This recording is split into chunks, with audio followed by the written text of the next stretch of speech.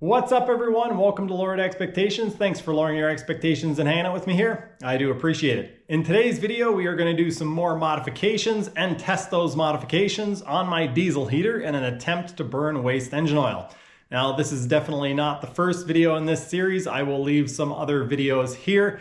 We've been playing around and had some level of success. We've tried automatic transmission fluid as well as waste engine oil in this basic configuration, and now I've made some improvements, or what I think are improvements.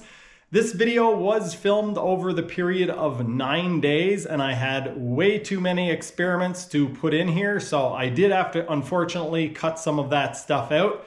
So if it seems a little choppy, that's why.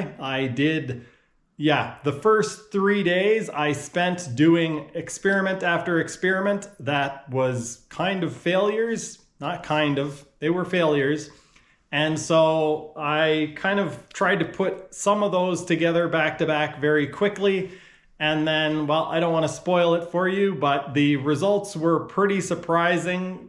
If you make it all the way to the end of the video, you might have some sort of explanation for me. I'm still kind of left scratching my head as to why we're getting the results that we're getting. It is now time to assemble all these bits and pieces into a functioning heater. At least that is the plan. I'm going to fire it up first on diesel. If it runs at all that way, then we will try it on some sort of alternative fuel, probably waste engine oil. This is kind of the star of the show. This started life as a M10 bolt, and now this is my new injector nozzle. It has a 6.5 mil or somewhere around there, just under a 1/4 of an inch hole in the end of it. That goes almost all the way through. And then there is a 1/16 inch hole on the end of it and 3 more 1/16 inch holes here. This is where the fuel pipe comes in, and the fuel pipe is lined up with these holes so that I can always keep track of where those holes are pointed. The reason why I want to know where those holes are pointed is because they are going to go inside of this piece that will be inside of the burn chamber. And these holes are going to be pointed in the same direction that the air naturally spins inside of the burn chamber because of the fins on this baffled piece. You can see there's fins on there, and they make the air spin counterclockwise. This piece is going to go in there and blow the fuel and air in that same direction so that hopefully we get better atomization and better mixing of the fuel vapors and the air. At least that is the plan. So now let's get this all together. After going through all this trouble, I am fairly certain that the heater isn't even going to want to run. I think this is going to be too much restriction, and we're actually going to have to cut out around some of those slots. We're probably going to have to widen them up quite a bit to get this to work. But I figure we'll try it this way first because it's a lot easier to take material off after than it is to add it back on. The air spins in a counterclockwise direction because of the fins, and so I want to make sure that the air holes are pointed this way, pointed down. And so I'm going to screw this in until it touches those fins, and then we're going to back off just a bit. And so that this doesn't move around, what I'm going to do then is tighten up this lock nut. This is a 17 millimeter nut. There is no way I'm going to be able to get a wrench down in there, and I obviously can't get a socket on over my fuel pipe, so I'm just going to tighten it up with a pair of pliers. It doesn't have to be tight, I just want it so that it doesn't move around really easily. Now, we assemble this like we would a normal heater, except I am going to have to cut something out of the cover so that it will actually fit on.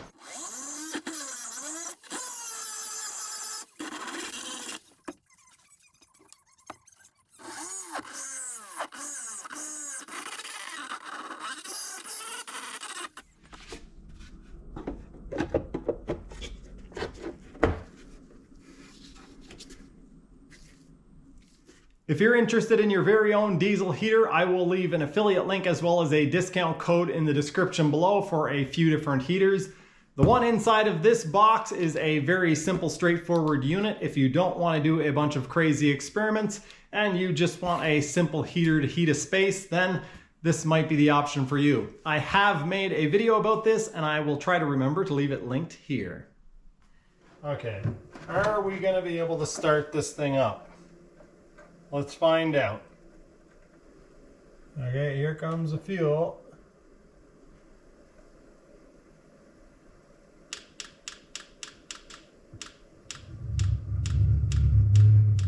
Okay, we've got combustion. I don't know if it's actually going to fire up, but that's a good sign. It lit. It is struggling.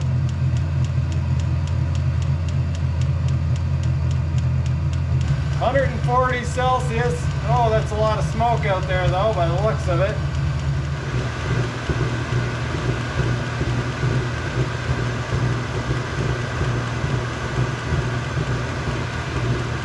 Well, it's running, but not running great. I'm gonna let it run for a little while and see if anything changes, but I am fairly certain that I'm gonna have to reduce the restriction through those slots, or through the slotted area. I just don't think we have nearly enough airflow through there. I've pulled this back apart. As I suspected, there just isn't enough airflow through the heater. And I think what I'm gonna try first, I don't know why I didn't think of this before, but I'm actually going to remove the baffle. I'm not sure how yet, but I'm going to remove the baffle that is in there. And this is now going to act as the baffle.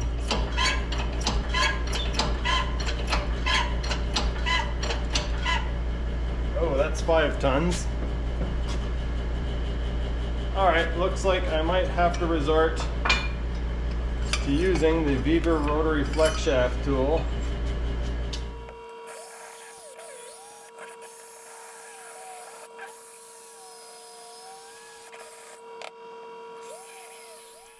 I've chatted with quite a few people in the comments section about the inlet side of these heaters being the most restrictive part. And I've wanted to take kind of drastic actions to correct this, or to attempt to correct this, but I only had the one heater for quite a long time, and now I have a few heaters, and so I'm going to attempt to do a fairly extreme modification on this one.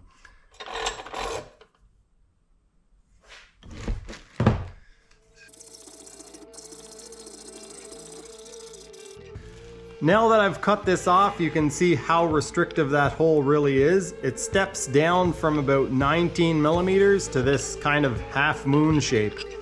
That's just not gonna do.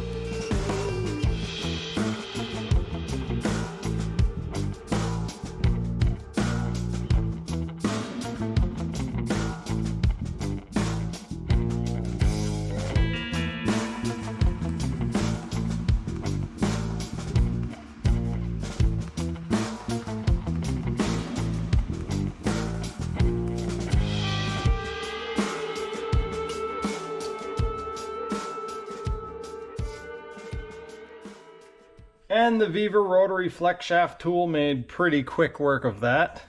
Now, instead of breathing through this tiny little hole, we have a gaping air intake through here, and it should get a whole lot more air. There's a much smoother transition, and hopefully it actually pulls in air, or has air forced in through the other fan as well.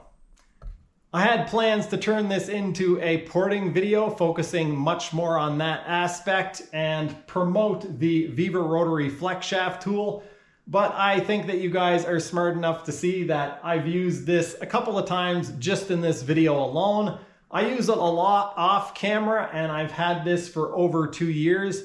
I absolutely love this tool, and I don't know what I ever did without it. If you guys are interested, there is an affiliate link as well as a discount code in the description below. Go nuts.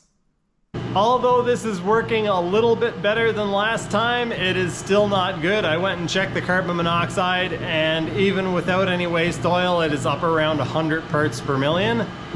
I did try switching it over to waste oil just for giggles, and yeah, it's making a lot of stink, not just outside. Well, not just stink, but it's making a lot of blue smoke outside as well as stink. I can also smell it in the garage.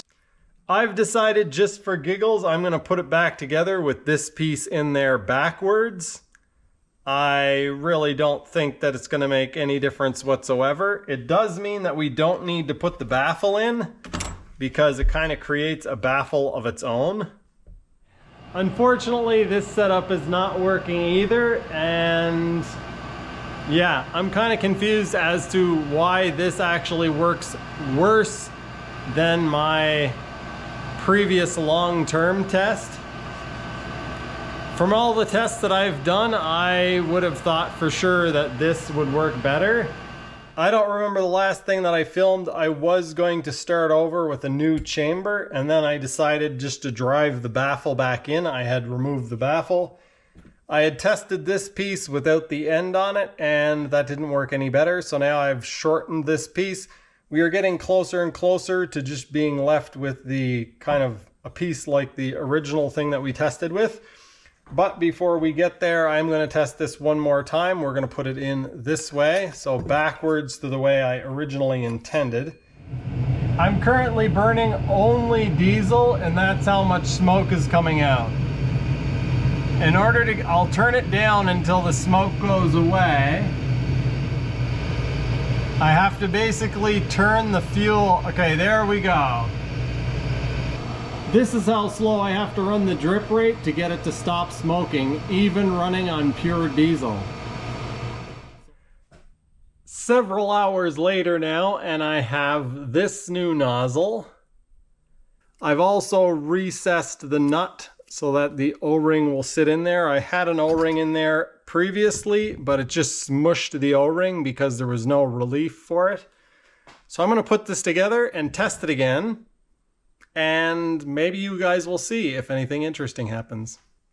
Those of you who have been following this series may remember a few videos back when I was injecting oil directly through the end of the heat exchanger down into the center of the burn chamber. We were getting a lot of smoke, a lot of carbon monoxide, and a very similar pulsing noise.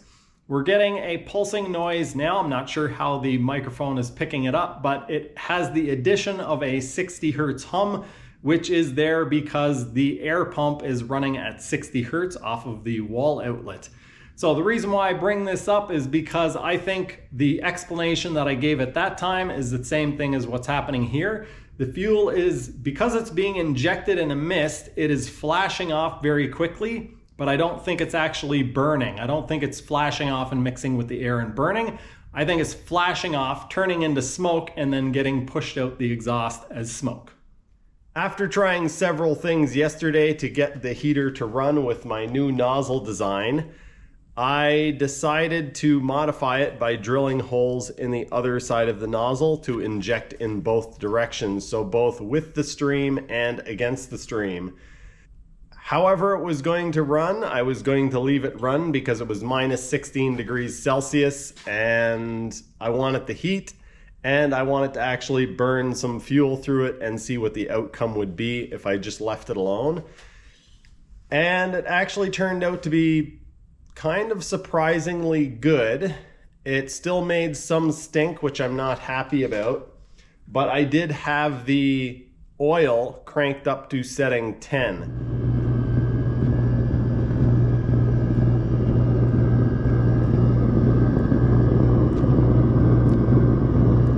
You guys can see, not a big cloud of smoke. That noise is a little bit annoying. I suppose I could try to muffle it in some way, but I might end up just making it worse. It is day number 2. I don't know how many hours we're in. Basically for this test, I'm just tracking how much fuel I'm consuming. And so I've consumed almost 1.5 liters of waste engine oil on the second day, and a little less than 1.5 liters of diesel. So I am running over 50% waste engine oil in this test. We'll go take a look at the exhaust. You guys won't be able to hear anything probably, but I'll try to get a reading of the exhaust. And yeah, we'll see that there's actually no smoke. It's burning quite clean. I forgot to mention while I was inside, the temperature is about 222, 224 Celsius on the exchanger. So we're running halfway decent temperatures. The meter's turned on. Let's check the carbon monoxide. All right, I actually got 104. So not great, but it'll keep running.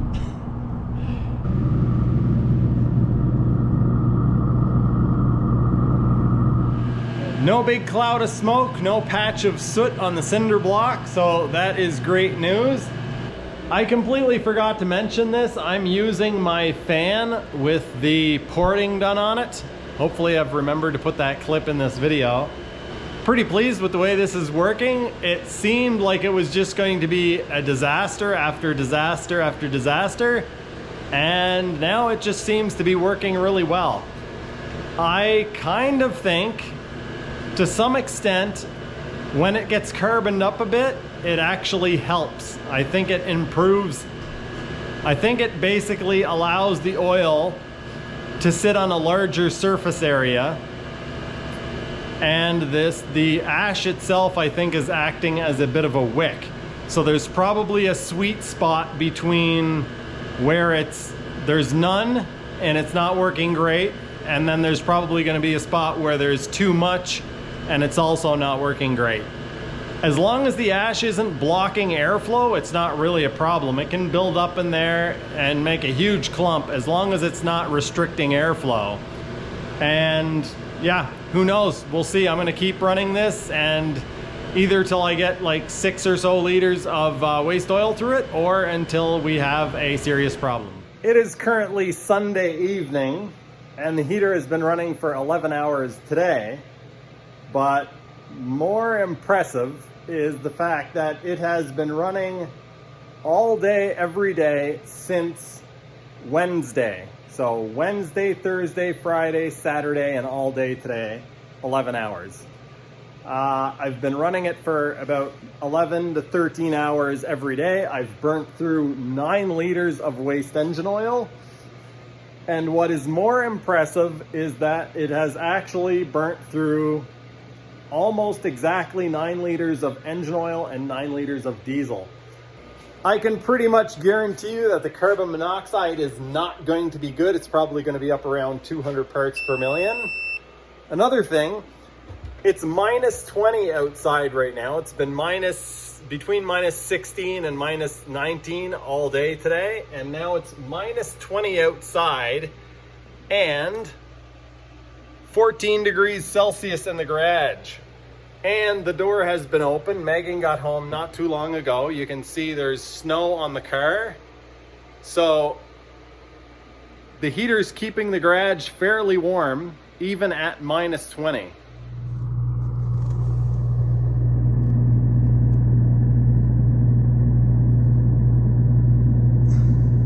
How come it's not climbing? What's going on? Am I not actually pumping oil in there? How is that only 17 parts per million? There's no way. What is happening? How is this happening?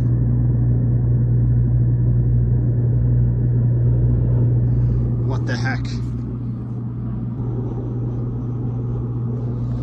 It doesn't smell?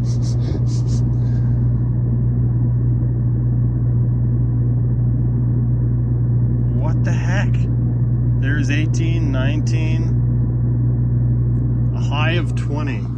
That does not make sense. Oh man, it's working good. That just does not make sense. I've checked the carbon monoxide a few times over the past several days, and it has always been, I think the lowest I saw was 70 parts per million. And probably on average, it's more like 100. It has been up to 200 and just a little over 200, I think, which isn't insane, but it's definitely not good. So I don't know what's happening.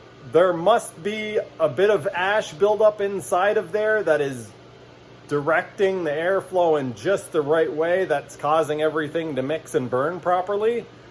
This does not make sense. That is not at all what I expected. I'm half tempted to take the heater apart and see what's going on inside there, because if I can replicate what's happening now, that would be awesome. The problem is that ash is always going to build up, and it's never going to build up in the same way exactly. So if it is ash that's causing it to work this well, I'm not going to be able to replicate that. And if curiosity got the best of me, I need to take it apart and see what's going on in there, because if I can learn something from this, that would be awesome. Okay, it is screwing out. It feels a little gummy, which probably means there's a buildup of oily stuff on the threads, I'm assuming.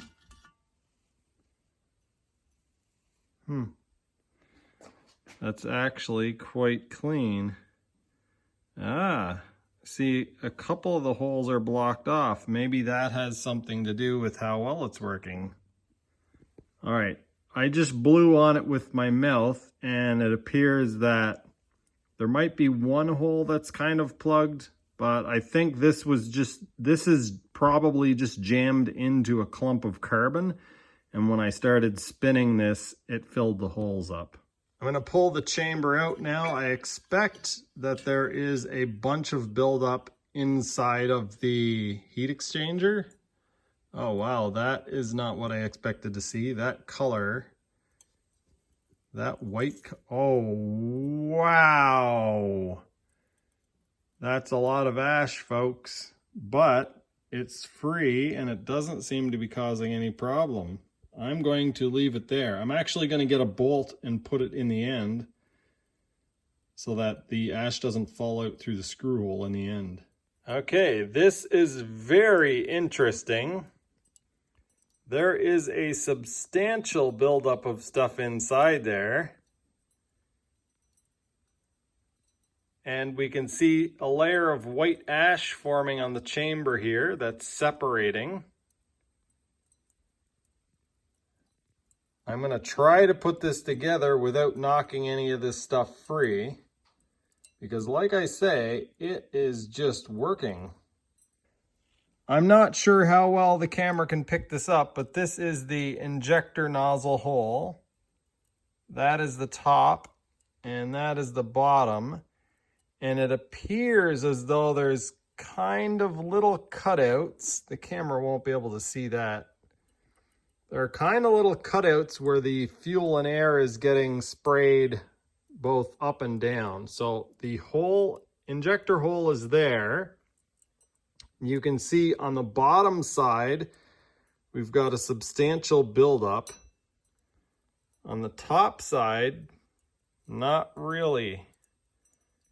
So this kind of tells me that maybe if we injected slightly differently,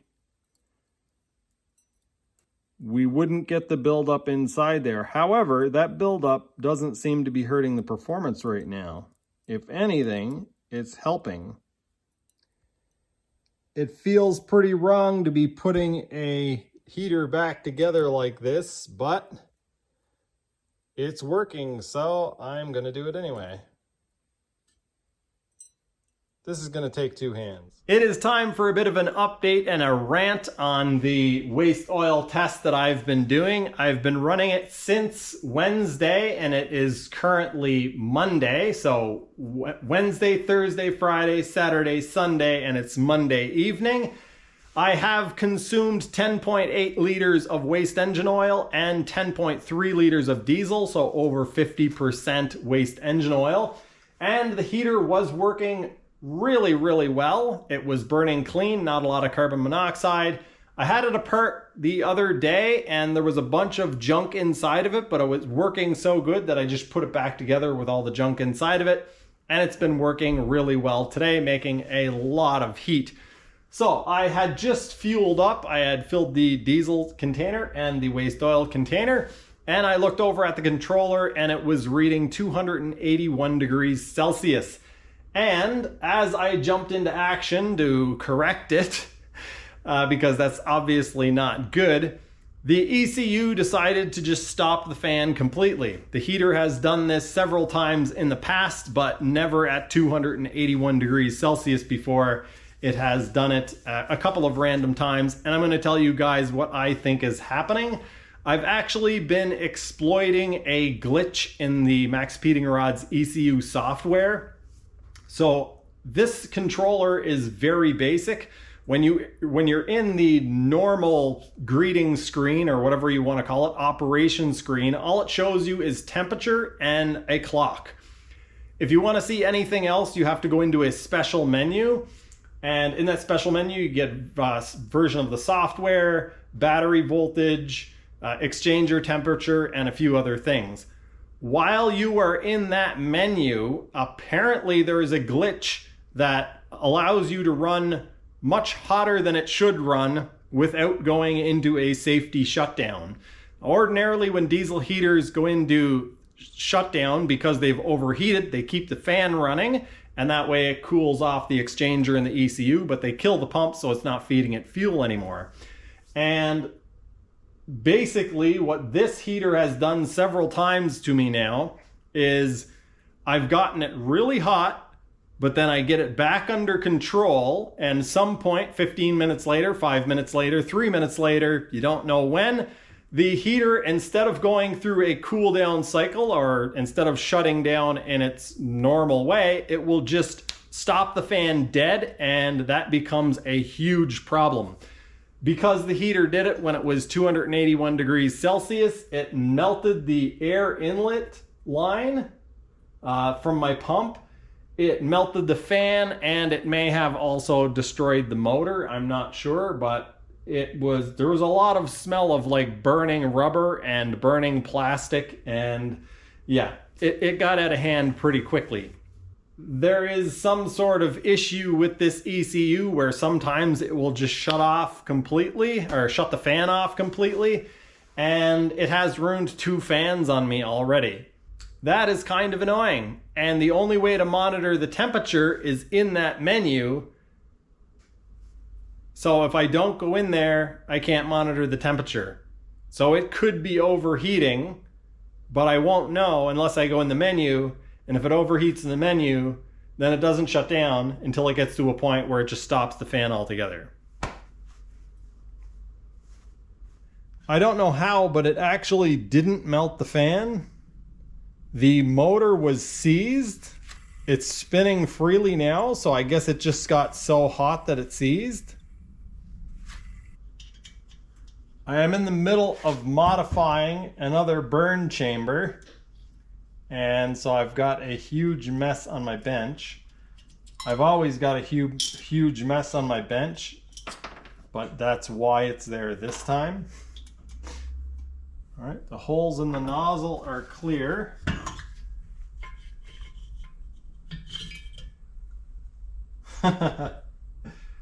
Oh my goodness. The chamber's falling apart. The chamber is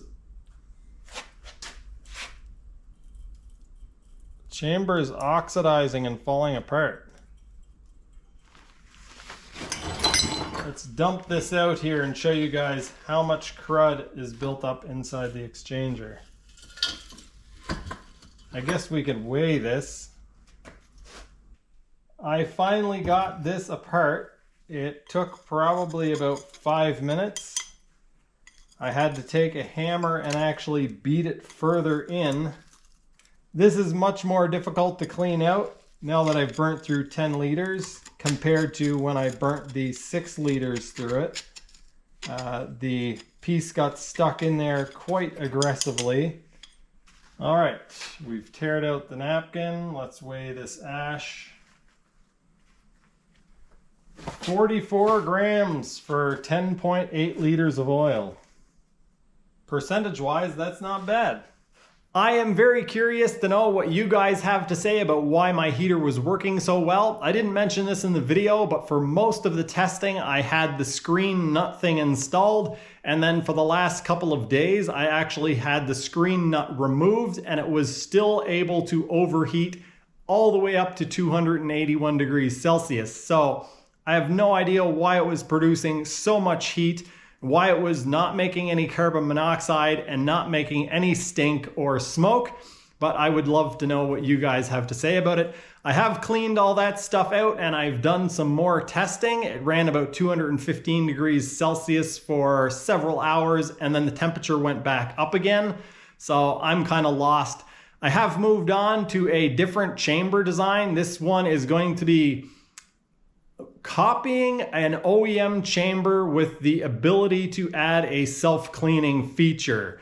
I've taken everything that I've learned from all of my previous testing, all of this testing, and now hopefully we get something that doesn't stink, doesn't make a lot of carbon monoxide or smoke, and actually burns stuff without having to build up a bunch of ash to actually work properly.